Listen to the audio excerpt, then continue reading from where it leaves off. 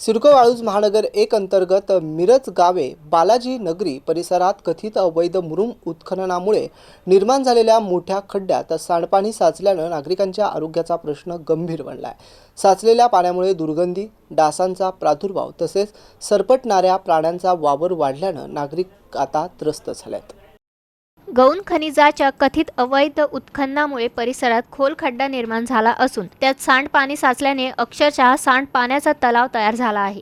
यामुळे परिसरातील नागरिकांना असहाय्य दुर्गंधीचा सामना करावा लागत आहे। त्याचबरोबर कचरा व घाण टाकण्याचे प्रमाणही वाढले असल्याचे नागरिकांचे म्हणणे आहे।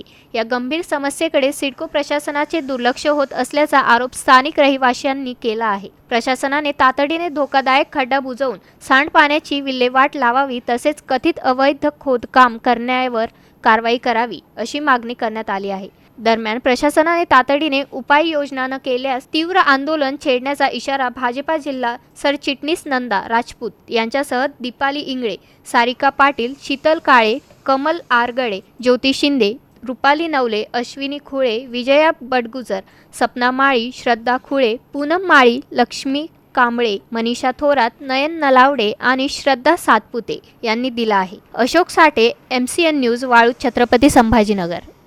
इथं वसाहत आहे मिरज गावे बालाजी नगरी। परत समोर एक क्रीडा संकुल आहे। इथं सकाळी योगा पण होतो पतंजलीचा। समोर लगेच शाळा पण आहे आणि गंदगी म्हणजे एवढी आहे की ह्या पाण्यामुळे घरात छोटी मुलं असतील, वयोवृद्ध मुलं असतील, महिला असतील, यांना पण खूप म्हणजे त्यांच्या प्रकृतीवर गंभीर त्याचा परिणाम होतोय। आणि दुसरी गोष्ट, इथं मुलं रील बनवायला येतात बघा। आताचे खळबळजनक आपण स्वतः तुमच्या माध्यमातून सांगू इच्छिते की जसं आता प्रकरण एक परवा तेव्हा खेवड्याचं प्रकरण झालं तसं इथं व्हायला नको अशी माझी कळकळीची विनंती आहे प्रशासनाला की इथं म्हणजे जातीने लक्ष घालावं। हे जे सांडपाणी आहे हे कमीत कमी इथं 2 ते 3 वर्षापासून असं येतंय आणि हे पाणी संपल्याच्या नंतर परत तिथून जे काही असतील अज्ञात लोक ते मुरुम सुद्धा नेतात। त्याच्यामुळे इथं खोल खड्डा होतोय आणि पाणी पडलं की इथल्या लोकांना हा त्रास होतोय। जेणेकरून हा त्रास होऊ नये अशी सिडको प्रशासनाला आमची विनंती आहे। सर्व इथले रहिवासी सर्व रहिवासी इथं आलेले आहेत। मी या ठिकाणी 10 वर्षापासून रहिवासी आहे। तर आम्ही आल्यापासून इथं खड्ड्याचा खूप मोठा प्रश्न आहे। आता हे सांडपाणी जर साठलेलं आहे त्याची खूप दुर्गंधी तर येते, पण त्यामध्ये राहणारे जलचर प्राणी, साप, खेकडं असे भरपूर आमच्या घरात प्रवेश करतात। आता हे पाण्याचं तर आहे, हा खूप मोठा गड्डा आहे। पाणी समजा जेव्हा ते सुकलेलं बी असतात ना, तर आजूबाजूच्या परिसरातील असे मुलं नशा करायला पण इथं आडगळीच्या याच्यात रात्री येऊन बसतात। त्यामुळे आम्हाला स्त्रियांना एकटं राहणं पण इथं खूप असं मुश्किल झालेलं आहे। आणि प्रशासनाला एवढीच विनंती आहे की लवकरात लवकर या खड्ड्याचं सपाटीकरण करावी। मुलांना पण आम्हाला खेळायला सोडण्यास म्हणजे भीती वाटते बा, मुलं आमच्या नकळत कधी इकडे येतील। त्यामुळे ह्या पाण्याचा हा सगळ्यात मोठा खड्ड्याचा प्रश्न आहे, तो प्रशासनाने लक्ष द्यावे।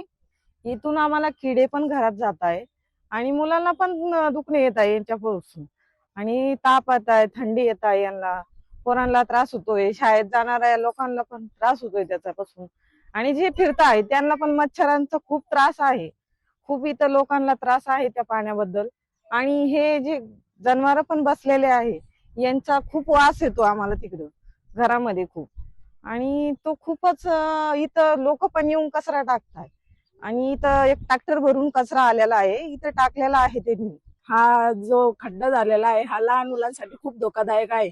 आणि या खड्ड्याच्या आमच्या घराच्या पाठीमागे खूप मोठी मोठी बिळे झाली आहेत, त्यामुळे सरपटणारे प्राणी घरात येतात।